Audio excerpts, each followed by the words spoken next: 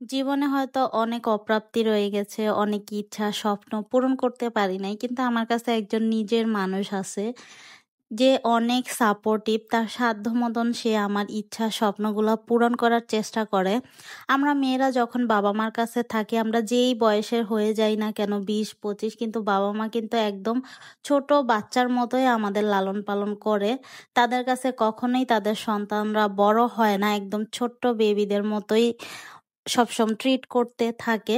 মেয়েদের তো আসল জীবন শুরু হয় বিয়ের পরের জীবন। ওই সময়টাতে যদি হাসবেন্ড ভালো হয় তাহলে পুরো দুনিয়াটা মনে হয় জান্নাতের মতো।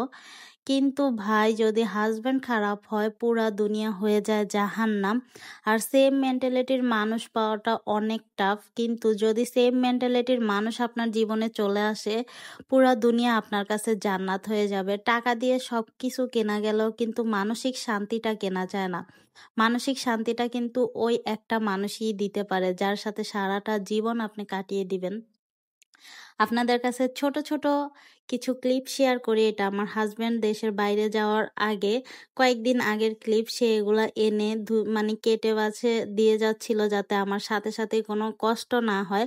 শুধু ওই দিনটাতে না, আমার 4 বছরের বিয়ের লাইফে আমার মনে হয় না যে আমি আমার মার কাছ থেকে অন্য কোথাও চলে আসছি। এমন পজিটিভ আর সাপোর্টিভ মানুষ পাওয়া সত্যি খুবই ভাগ্যের বিষয়। আর বলবো যে এই মানুষটার অনেক বেশি ধৈর্য আছে, না হলে আমার মতো মানুষকে হ্যান্ডেল করা এত সহজ না। আমি হচ্ছে খুবই বদমেজাজি টাইপের একটা মানুষ। যাদের ঘন ঘন মুড সুইং হয় তারাই বুঝবেন, ছোট থেকে ছোট বিষয় নিয়ে অনেক বেশি রাগ উঠে যায়, তখন মেজাজ খারাপ হয়ে যায়। এই মানুষটা অনেক বেশি ধৈর্য সহকারে আমাকে হ্যান্ডেল করে।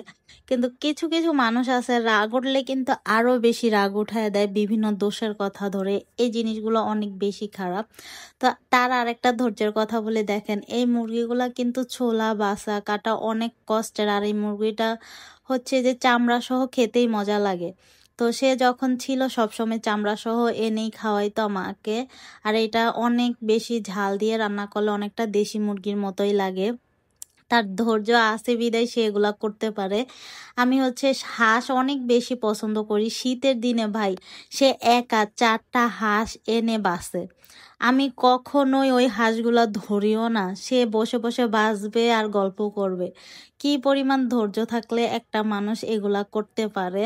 আর আমার রাগ সহ্য করার জন্য থ্যাংক ইউ সো মাচ। এইভাবে আমার রাগ সহ্য করে যাও, সারা জীবন যাতে আমরা একসাথে থাকতে পারি। আপনারা সবাই দোয়া করবেন, কারণ এরকম একটা মানুষই আমার দরকার, যে আমার রাগ সহ্য করে, আমাকে সহ্য করে, আমাকে ভালোবাসে।